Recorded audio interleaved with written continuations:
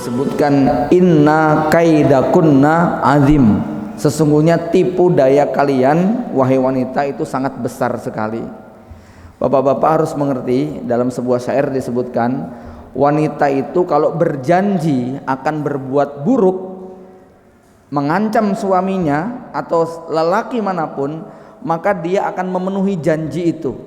Tetapi kalau dia berjanji akan berbuat baik kepada seseorang, laki-laki, suami, maka dia akan menunda-nunda janji kebaikannya, bahkan mungkin melupakannya. Ini satu hal ya, ibu-ibu mengakui atau tidak mengakui, bunyi syairnya begitu. Jadi wanita kalau sudah mengancam kepada suaminya akan melakukan begini yang sifatnya itu tidak menyenangkan, maka dia akan penuhi janjinya. Tapi berbeda ketika dia berjanji akan memberikan sesuatu yang baik atau memberikan sesuatu yang sifatnya kenikmatan, maka dia akan menunda-nunda. Ya. Berapa banyak para ikhwan ketika awal menikah, 1 bulan, 2 bulan, 3 bulan, 1 tahun pertama, dek kalau aku nikah lagi gimana? Nggak apa-apa kok, begitu ya. Itu 1 bulan pertama gitu kan ya. Apa yang kemudian terjadi? Ya tentu masing-masing kita sudah bisa memahami bahwa itu bukan janji wanita, karena janji kebaikan semacam itu sebagaimana tadi tabiatnya dia akan menunda-nunda, bahkan berharap tidak akan pernah terjadi selamanya ya. Tetapi sebaliknya ketika dia sudah menjanjikan yang sifatnya ancaman buruk seperti yang dilakukan oleh Zulekha kepada Yusuf, maka betul-betul janji itu diwujudkan ya. Kemudian ayat yang ke-30, wa qala a'udzubillahi minasyaitonir rajim, wa qala niswatun fil madinati imra'atul azizi turawidu fataha an nafsih. Dan ingatlah ketika para wanita yang di kota Mesir itu berkata, sesungguhnya istri Al-Aziz telah menggoda budaknya untuk menundukkan dirinya kepadanya. Sesungguhnya cintanya Zulekha kepada Yusuf, kepada bujangnya itu sangat mendalam. Kami memandangnya dalam kesesatan yang nyata ya.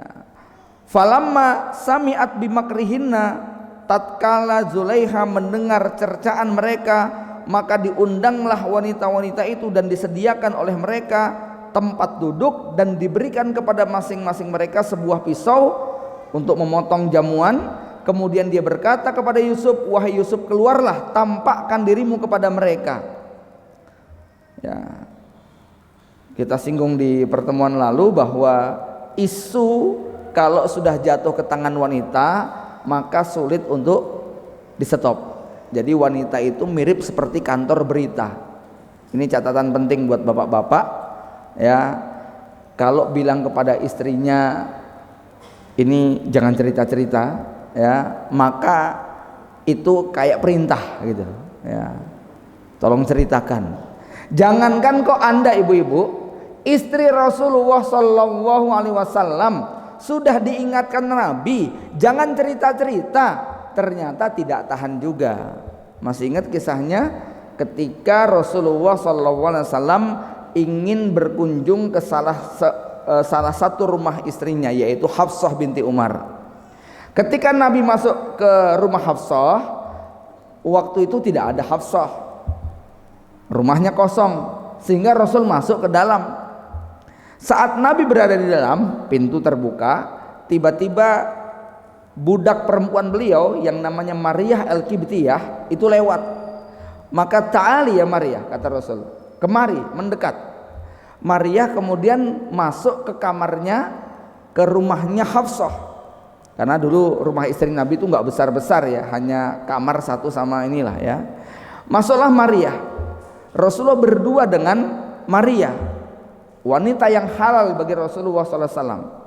Saat Nabi sedang berdua dengan Maryah, ya tentu sekali lagi ini budak Nabi halal, bahkan Rasul dikaruniai seorang anak laki-laki bernama Ibrahim dari Maryah.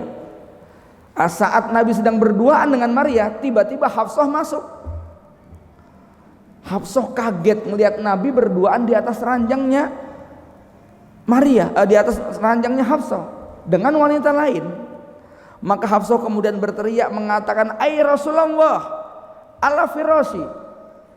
Wahai Rasul, kok tega di atas ranjang saya kamu dengan wanita lain, kata Hafsah. Maka Rasul kemudian mengatakan, tolong jangan diceritakan. Baiklah, aku berjanji tidak akan lagi menyentuh wanita ini. Aku tidak akan menggauli dia lagi. Tapi tolong jangan cerita-cerita kepada istri-istri yang lain. Ini dijelaskan dengan tegas dalam surah At-Tahrim, ya. Wa id asarron nabiyyu ila ba'di azwajihi hadisa. Ingatlah ketika Nabi membisikkan rahasia kepada salah seorang istrinya, ya. Falamma nabba'at bihi, ya. Wa id asarron nabiyyu ila ba'di azwajihi hadisa falamma nabba'at bihi wa adharahu alaihi arrafa ba'dahu wa a'radu amba. Ternyata Hafsah tidak sanggup untuk menahan godaan untuk cerita, ya. Hafsah mengatakan kepada Aisyah, tadi aku melihat suami kita begini-begini, ya, dengan marah di kamar saya. Sekarang suami kita sudah berjanji tidak akan menggauli lagi Maria, ya. Tapi ini rahasia, jangan cerita-cerita, ya. Bisa nggak kemudian rahasianya dipegang? Nggak bisa dipegang. Istri Nabi cerita lagi kepada istri yang lain, tadi begini, cerita lagi kepada yang lain. Akhirnya cerita itu sampai ke telinga Nabi. Falamma nabba'aha bihi qalat man amba'aka hadza. Ketika akhirnya Hafsah dipanggil, Hafsah ke sini. Kemarin kan sudah aku bilang, kamu jangan cerita-cerita. Kenapa kamu ceritakan kepada wanita yang lain? Kenapa kamu ceritakan kepada istri-istriku yang lain? Hafsah kaget. Loh, perasaan kemarin sudah tak pesen nih supaya jangan cerita-cerita, gitu kan, ya. Kok bisa nyebar kemana-mana, gitu ya. Hafsah kemudian berkata, man amba'aka hadza. Loh, dari mana Mas tahu kalau ini udah nyebar kemana-mana? Qala nabba'ani wa alimul khabir. Malaikat Jibril baru saja ngasih tahu kalau kamu membocorkan rahasia ini, ya. Jadi itu istri Rasulullah Shallallahu Alaihi Wasallam. Ini bukan aib, ini bukan cacat, ini bukan celah, ini sifat wanita. Bapak-bapak kudu paham, ya, bapak-bapak kudu paham, ini sifat wanita yang tidak mampu menyimpan rahasia. Secara umum perempuan sangat sulit untuk menyimpan rahasia. Kenapa? Sudah saya sedikit singgung. Otak laki-laki dengan otak perempuan itu tidak sama. Otak laki-laki mirip seperti komputer yang di dalamnya ada folder. Foldernya berisi dengan nama yang berbeda-beda. Jadi kalau komputer itu ada C, D, E. C buat program, D buat makalah, E buat MP3, MP4, mungkin ada nasyid, ada film, ada murotal. Itu nama-nama filenya sudah ada sehingga kalau kita nyari gampang, kan begitu tuh, ya. Artinya pikiran laki-laki itu terkotak-kotak, nggak mudah berpindah dari satu kotak ke kotak yang lain. Laki-laki itu walaupun tadi siang dia itu dimarahi sama bosnya di kantor, dibully sama temen satu grupnya, ya. Sakit hati dia itu pulang dari kantor, sampai rumah masih bisa senyum, Bu. Bahkan mengatakan kepada anaknya, "Nak, besok kamu kalau besar harus jadi kayak Abi." Itu bisa dia, ya. Dia bisa bersandiwara. Anak perempuan nggak bisa, ya. Pulang dari kantor ataupun ngajar di kelas tadi diginiin sama santriwatinya, atau dibully sama temennya, atau dihina, atau di apa, wajahnya kelihatan sekali mesti punya masalah, ya. Yang akhirnya kemudian, ya, si perempuan ini dia bisa memindahkan masalah rumah ke kantor, masalah kantor ke masjid, masalah masjid ke masalah utang kepada masalah santri. Itu perempuan paling nggak tahan untuk menceritakan. Kenapa? Karena otaknya bukan seperti komputer. Otaknya perempuan seperti lapangan yang tidak ada garisnya. Semua masalah yang masuk mirip seperti kendaraan yang mau parkir, nggak nemu-nemu tempat, muter-muter terus. Kapan mulai bisa berhenti? Kapan? Kalau sudah cerita kepada orang lain baru plong rasanya. Makanya perempuan itu setiap ada persoalan apa yang masuk di kepalanya itu nggak tahan untuk tidak cerita. Kenapa? Dia seperti mobil yang parkir nggak nemu-nemu tempat, ya, baru bisa berhenti kalau sudah dia ceritakan. Ini yang menjelaskan bapak-bapak harus menyediakan telinga yang lebih lebar buat istrinya, ya, karena perempuan tidak akan mampu menyimpan rahasia. Dia butuh apa ya, telinga yang bisa mendengar ocehan dia. Masih ingat berapa kapasitas kuota kosakata Pernita, Pak? 20.000 ya Bu ya. Perempuan berbicara satu hari 20.000, bapak-bapak sehari 7.000 ya. Kalau bapak-bapak itu di kantor sehari sudah habis 6.000, pulang stoknya tinggal 1.000. Ibu-ibu belum ada tempat pelampiasan karena ditinggal pergi suaminya, nggak sempat ke tetangga, cuman ngomong sama anaknya, sama bentak-bentak kucingnya, ya, itu baru habis 4.000, masih ada stok 16.000, ya. Maka dia harus menghabiskan kosakata ini untuk diceritakan kepada suaminya. Kalau enggak, eman-eman kuotanya dan berpotensi untuk bikin stres gitu loh, ya. Maka buat anak-anak bujang, kalau diomelin sama ibunya, tolong sabar, dia sedang ngabisin kuota itu loh, ya. Tolong ya, paham ya anak saya ya. Jadi kalau uminya ngomel itu dia butuh menghabiskan kuota. Ini ya, satu lagi Pak, kelebihan perempuan Pak, yang ini Anda harus hati-hati. Kenapa perempuan tidak pernah merasa salah? Bukan sekedar bahwa yang ada masalah, Mbak salah nggak pernah ada, bukan itu, ya, ya. Tetapi ini satu rahasia penting, bahwa perempuan mampu melihat kesalahan suaminya yang sekecil-kecilnya, ya, yang sekecil-kecilnya dia mampu melihat. Itu yang membuat mereka tidak pernah merasa bersalah, karena dia bisa melihat kesalahan kita yang paling kecil dan tersembunyi. Masya Allah, Umi cantik sekali hari ini. Oh, jadi kemarin saya jelek ya, gitu ya. Ya Allah, kita ngomong padahal nggak begitu loh, ya. Ya. Enggak, maksudnya nggak begitu, Umi hari ini, ya. Lah maksudnya apa? Jadi kamu nuduh saya nggak paham, begitu kan? Ya, dengerin Tommy. Loh, memangnya aku dari tadi nggak denger, gitu ya.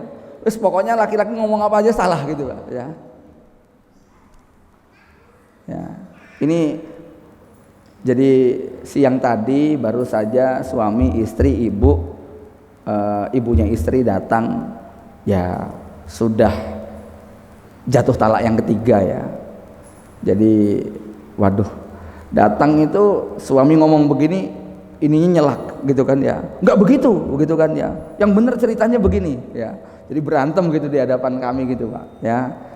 Saya kemudian bilang, Mas sudah banyak belajar tentang dunia wanita gitu ya, saya awam begitu kan ya. Jadi ya ini harus bersabar dengan dunia wanita yang semacam ini ya. Jadi kalau bapak-bapak tidak mampu, memang nanti adanya berantem semuanya ya. Dan memang ini Allah karuniakan kepada wanita kemampuan semacam itu bukan tanpa sebab, bukan tanpa hikmah. Kalau perempuan nggak cerewet, nanti anaknya kasihan nggak bisa bicara Pak ya. Justru karena ibu itu cerewet, itu anak jadi pintar ngomong gitu kan. Kalau sering ditinggal sama bapaknya, ibunya diem aja itu ya, itu nanti anak gede nggak bisa bicara ya.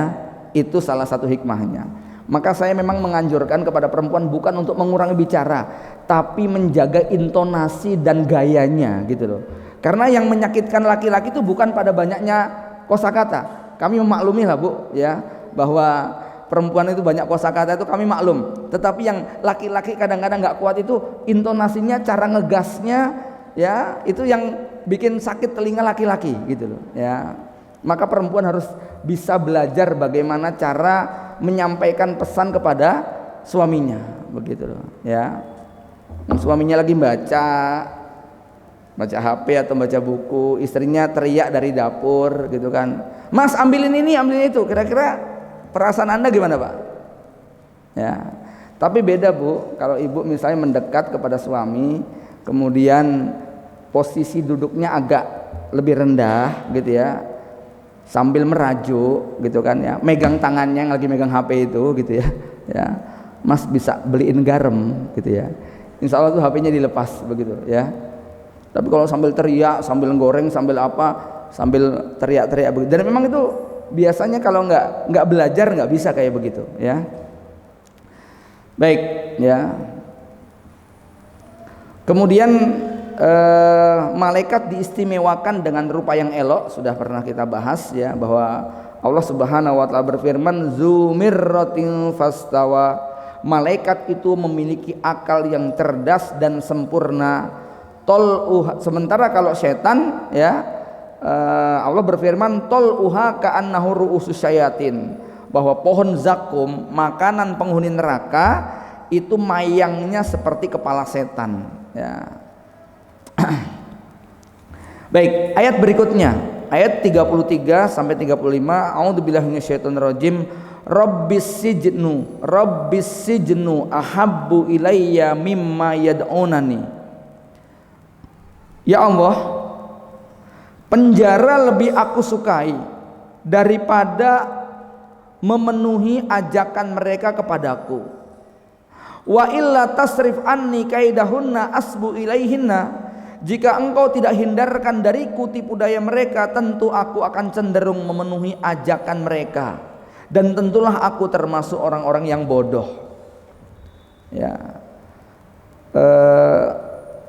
Syekh Shalih Munajjid menyebutkan bahwa jika seorang muslim disuruh memilih antara bermaksiat atau bersabar dalam derita, maka hendaklah dia memilih bersabar dalam derita. Ini juga disebutkan dalam hadis Nabi SAW, akan datang suatu zaman kepada kalian di mana kalian akan berada pada dua pilihan, menang durhaka ya,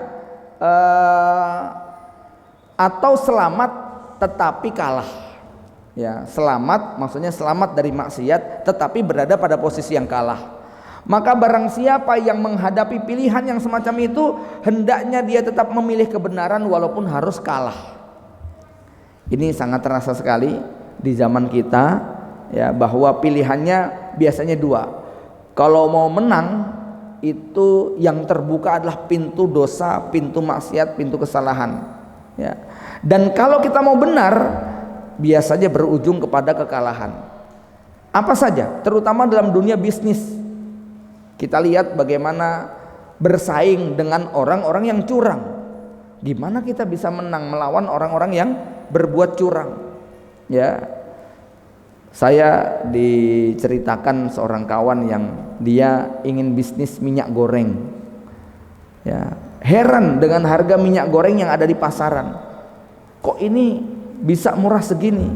Ternyata mayoritas dia bisa menjual minyak goreng bermerek itu yang tertulis 900 gram itu kalau ditimbang ulang paling 800 sekian.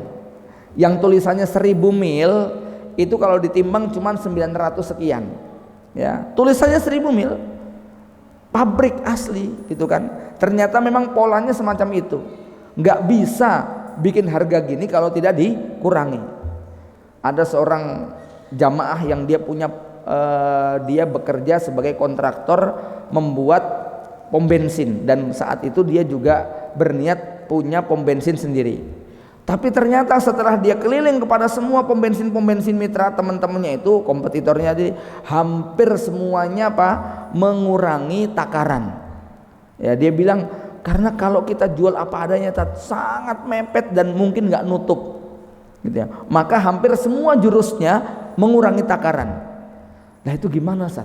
Ya, nah ini dia pilihan Rasulullah SAW kalau dihadapkan pada dua keadaan, apakah menang tapi dengan curang atau jujur walaupun beresiko kepada kekalahan. Maka hendaknya kamu tetap memilih kejujuran walaupun kamu harus menderita kekalahan.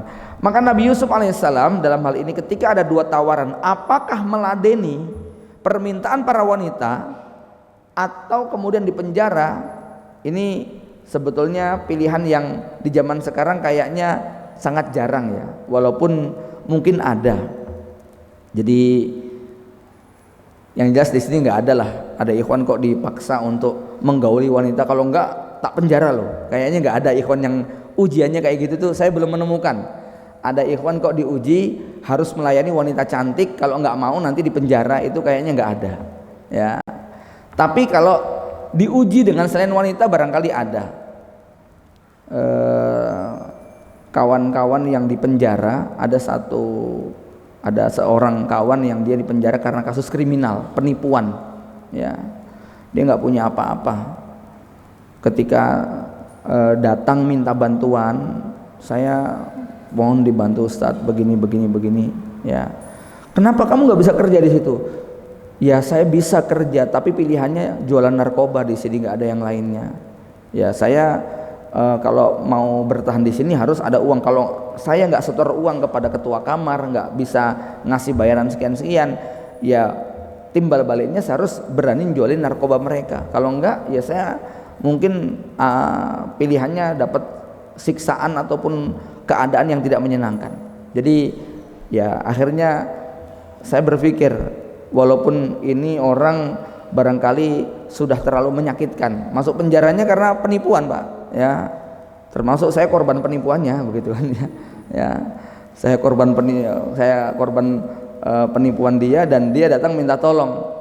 Ya, tapi saya berpikir, ya Allah, kalau sampai anak ini nggak saya tolong, kemudian dia bertahan hidup dengan jualan narkoba, besok saya jawab apa di hadapan Allah? Padahal saya mampu untuk menolongnya.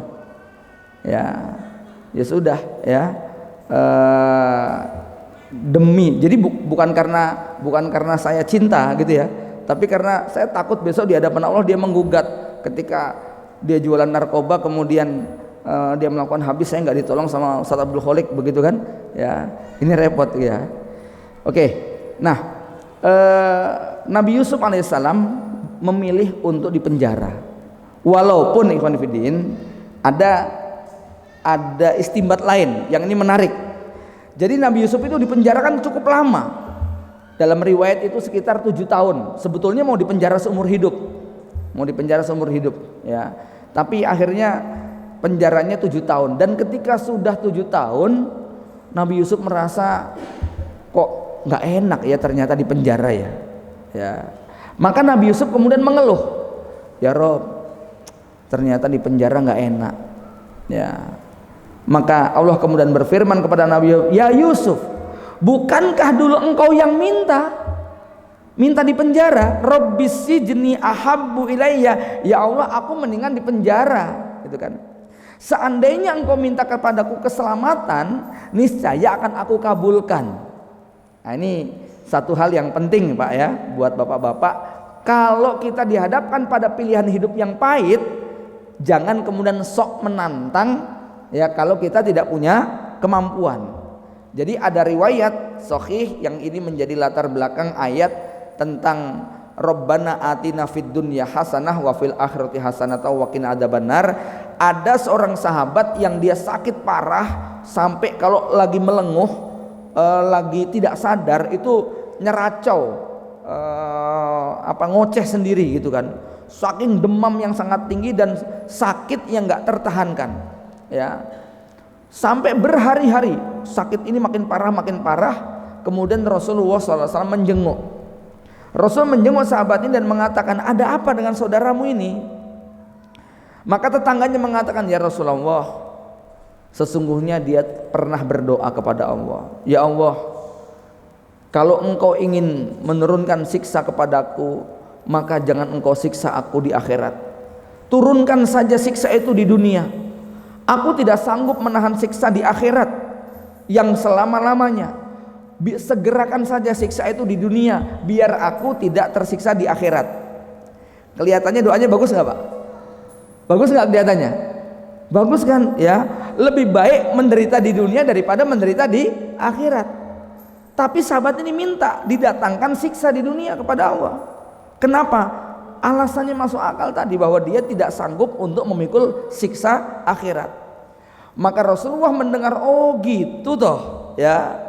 Maka Rasul mengatakan, wah ya, jangan ada yang minta kayak begitu. Demi Allah tidak akan ada yang sanggup menerima siksa Allah.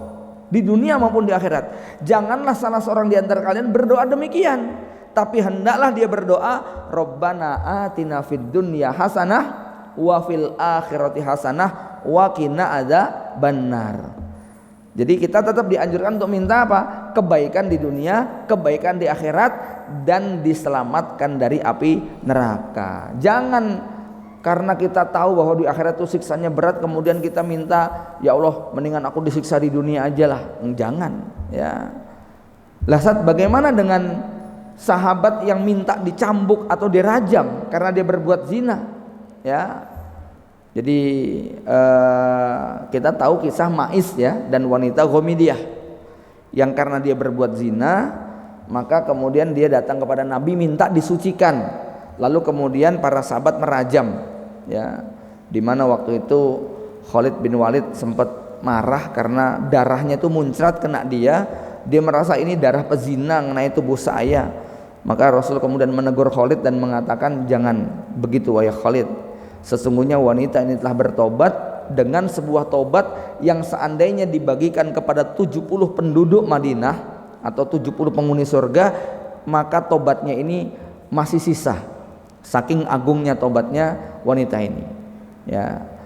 Nah, Syekh Shalih Al-Munajjid, penulis buku ini juga mengatakan, berkomentar tentang kisah wanita Ghamidiyah dengan Ma'is, bahwa kedua orang ini telah melakukan sesuatu yang sebenarnya tidak diwajibkan dan tidak dibebankan. Cuman karena saking tingginya iman mereka, maka mereka memilih untuk menceritakan hal itu kepada Rasul dengan harapan hatinya makin tenang. Karena sudah berzina, dia merasa berdosa. Gimana supaya perasaan ini hilang? Maka datang kepada Rasulullah SAW minta supaya disucikan. Dia lebih memilih untuk menerima konsekuensi dunia daripada konsekuensi akhirat. Ya, tapi sebenarnya ini nggak diwajibkan dalam Islam. Jadi begini Bapak Ibu sekalian, seandainya di negeri kita ini tegak hukum rajam, hukum cambuk, hukum potong tangan, lalu ada di antara kita yang berzina, mabuk atau melakukan perbuatan dosa yang lain, ya, maka hukum asalnya tidak diharuskan, bahkan tidak dianjurkan untuk lapor kepada penguasa. Tapi cukup ngadu kepada Allah Subhanahu wa taala. Ya, kalau memang ceritanya tidak menyebar dan tidak ada yang melaporkan. Cukup ya, karena dulu itu hukuman awal sebelum hukuman cambuk atau rajam, orang yang berzina itu dikurung dalam rumah sampai meninggal dunia, nggak boleh keluar-keluar, di lockdown rumahnya. Ya, barulah kemudian turun ayat tentang azani waz azaniyatu wazani fajlidu kulla wahidin minhuma mi'ata jaldah, itu ya. Nah, jadi yang pertama bahwa wanita ini ataupun dua sahabat yang minta dirajam ini adalah mereka telah melakukan sesuatu yang sebenarnya tidak diwajibkan. Ini yang pertama. Yang kedua, ini level iman para sahabat yang tentu kita tidak memiliki kapasitas ataupun kekuatan sebagaimana mereka. Yang ketiga, Rasulullah SAW saja itu aslinya menolak. Jadi ketika Ma'is datang, ya Rasul, tohir nih, bersihkan aku ya Rasul, sucikan aku, gitu kan. Kamu kenapa kok minta kayak gitu? Udah pulang, aku nggak mau denger. Ya, datang lagi, ya Rasul, aku minta disucikan, aku minta dibersihkan, aku telah berbuat dosa. Dosa apa sih yang kamu lakukan? Saya sudah melakukan begini. Kamu paling cuman pegang-pegangan. Enggak ya Rasul, lebih daripada itu, gitu kan. Dah pulang ya.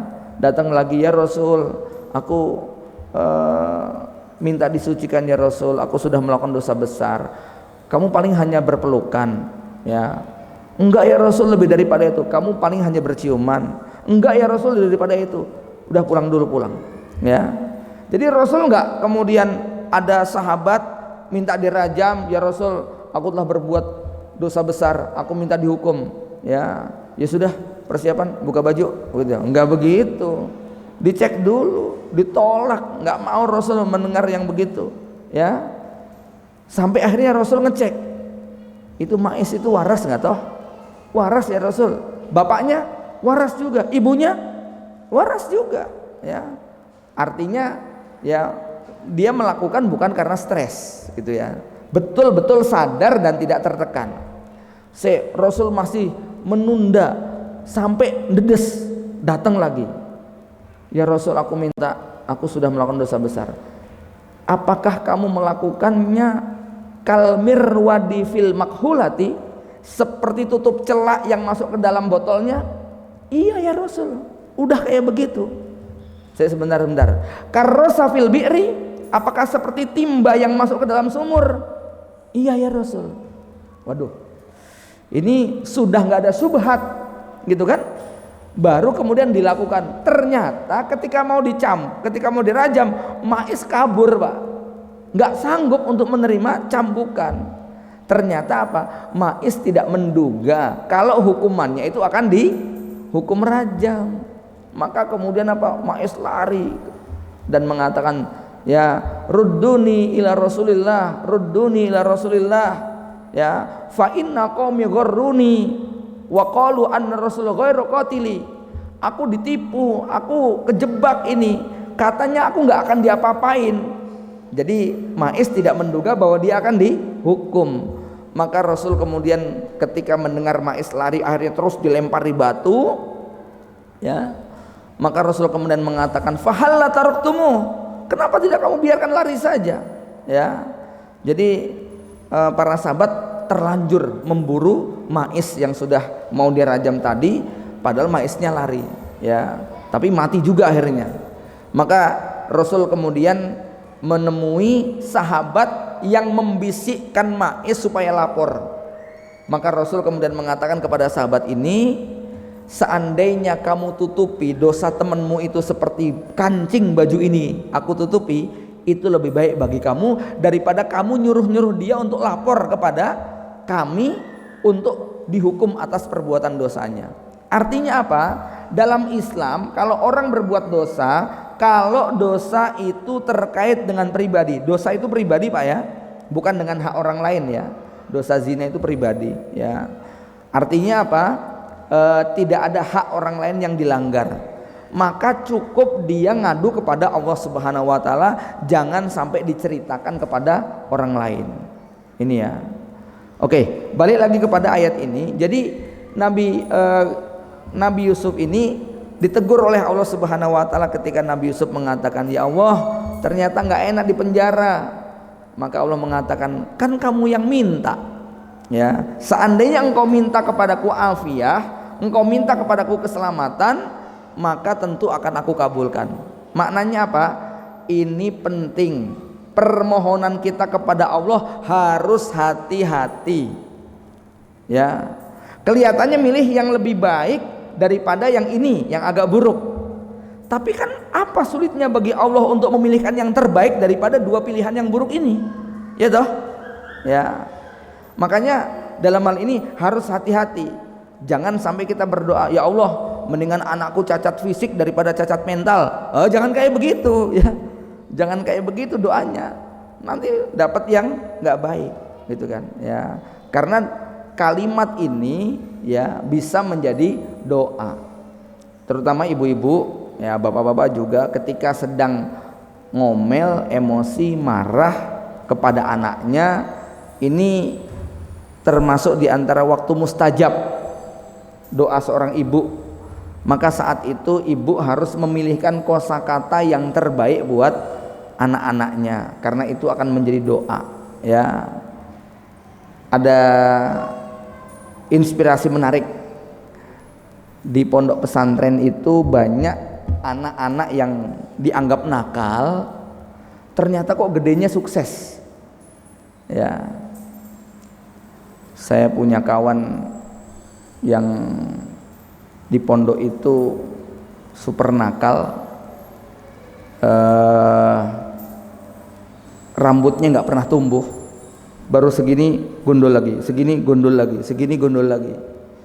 Kuota gondol itu cuma 15, udah habis 13 gitu loh ya. Subhanallah ya. Singkat cerita 4 tahun sekolah dia keluar, nggak tahan gitu ya. 27 tahun kami nggak pernah jumpa, kemarin jumpa, Masya Allah, jadi kiai besar, punya pesantren, santrinya banyak, istrinya 4, perusahaannya maju, begitu kan ya, bisnisnya lancar begitu ya. Apa rahasianya kira-kira? Ya, mesti yang sensitif istrinya 4, begitu kan? Iya, gitu kan ya. Ya, kita heran gitu ya. Wah, ini udah jadi kiai besar di kampungnya, perusahaan propertinya berhektar-hektar gitu ya. Jadi saya ingat cerita bahwa biasanya anak santri kalau nakal itu justru banyak didoain sama ustadz. Bismillah, mudah-mudahan engkau sesok jadi kiai gitu ya. Itu santri nakal biasanya digituin. Ustadz yang lain, mudah-mudahan kamu besok jadi anak soleh gitu ya. Mudah-mudahan kamu sukses gitu ya. Sambil ngomel, sambil kayak begitu. Jadi yang doain banyak sekali. Yang pinter-pinter, yang soleh-soleh nggak didoain masalahnya. Gitu loh ya. Udah soleh nggak didoain gitu ya. Bapak Ibu, berapa sering kita mendapati cerita bahwa ada seorang bapak yang kecewa dengan anaknya karena nakalnya pol. Wis dientek-entek kayak betul nakalnya. Sampai orang tuanya bingung mau doa apa lagi. Tapi nggak pernah berhenti, nggak pernah putus asa berdoa. Dan banyak ceritanya justru anak yang dulu kita anggap paling error, paling bermasalah, dia paling berjasa di keluarganya, gitu ya. Makanya ini penting, hati-hati kita dalam memilih kosakata buat anak-anak kita tadi. Ya, Nabi Yusuf di sini sudah bagus, tapi pada akhirnya Nabi Yusuf juga menyadari bahwa enakan jadi orang bebas daripada di penjara, kan begitu. Ya, tetap ya saya insya Allah nggak salah analisanya ya, seenak-enaknya di penjara tuh ya tetap enak bebas begitu. Ya. Silakan tanyakan kepada yang pernah di penjara gitu kan ya. Ya, enakan mana, di luar apa di dalam? Ya tetap enak di luar begitu ya. Maka di sini anjuran kita adalah berdoa memilih kosakata kalimat yang tepat ya. Jangan berdoa dengan sesuatu yang nanti kita tidak sanggup untuk memikulnya. Kemudian ayat ini juga menjelaskan bahwa Allah pasti akan mengabulkan doa para walinya dan doa dan orang-orang yang ikhlas dalam berdoa. Tapi saya ingin mengingatkan dalam pembahasan ayat ini ya, bahwa sama-sama berdoa, satu orang dengan orang yang lainnya itu bisa berbeda buahnya. Kenapa? Tergantung berapa lama dia menyimpan amalnya. Ya, jadi salah satu kesalahan orang yang terjerumus, salah satu kesalahan orang yang gagal, orang yang bangkrut ya dalam hidupnya, lalu dia berdoa kepada Allah, ini sudah benar, doanya sudah benar, cuman masalahnya dia merasa tidak puas pada saat doa itu tidak terkabul dengan segera. Maka ilustrasi yang paling mudah digambarkan adalah mirip seperti seorang karyawan. Kalau ada karyawan yang dia itu sering bolos, sering bermasalah, ya pekerjaannya nggak beres, datangnya terlambat, pulangnya duluan, pekerjaannya berantakan. Terus suatu hari dia punya masalah, punya problem keuangan atau ekonomi, lalu dia datang kepada majikannya dan mengatakan, bos, gaji saya ditambah, posisi saya dinaikkan jadi manajer lah gitu loh ya. Kira-kira jenengan jadi bosnya itu perasaannya gimana? Misalnya ada karyawan Arafah kayak begitu ya, udah datangnya telat, kerjanya berantakan, sering bolos ya, kemudian pokoknya error. Tahu-tahu datang kepada kita bilang, "Tat, gaji saya 3 kali lipat lah, sama bonusnya ditambah, jabatan saya jangan stop terus, naiklah jadi manajer." Kira-kira saya apain nih orang? Nah, ya, ini harusnya karyawan yang kayak gini datang kepada kita bilangnya gimana? Ya, Pak, saya minta maaf ya Pak, ya saya sudah banyak menyusahkan. Kan harusnya begitu omongannya, gitu ya. Lah ini yang sering terjadi pada kita. Saudara-saudara kita yang bangun malam jarang, ngaji nggak pernah hatam tiap bulan, sedekahnya juga sangat pelit, sholatnya sering terlambat, ketika kena musibah langsung berdoa minta supaya masalahnya diangkat. Ini nggak masuk akal. Ya, Ini nggak sesuai dengan sunnatullah gitu kan. Ini mirip seperti ngelihat orang lain panen, kemudian dia beli benih, dia tanam berharap besok berbuah, gitu loh. Ya, maka kadang-kadang kan kita dapat nasihat, tausiah dari seseorang, oh kamu harus banyak istighfar, kamu harus banyak coba ibadahnya ditingkatkan, bangun malamnya, ya ditingkatkan lah, begitu ya. Dia bilang udah tat, saya tuh sedekah, udah istighfar, coba kurang apa lagi? Nah, suka muncul pertanyaan begitu. Ini tentu pertanyaan yang keliru, ya. Pertanyaan yang keliru. Kenapa? Sebab-sebab tidak terkabulnya ini sangat banyak sekali, ya. Jadi kalau Anda pernah bertamu ke rumah seseorang, disuguhi satu saset kopi, apalah mereknya ya, rasanya kok enak, ya, kok enak sekali ini, gitu ya. Boleh dong saya minta. Kita kemudian pulang dibawain satu saset, terus kita di rumah bikin, ya, tetapi apa, airnya satu gentong, gitu ya, kita aduk-aduk, kita minum rasanya gimana, terus kita komplain, kok saya bikin nggak enak, gitu kan.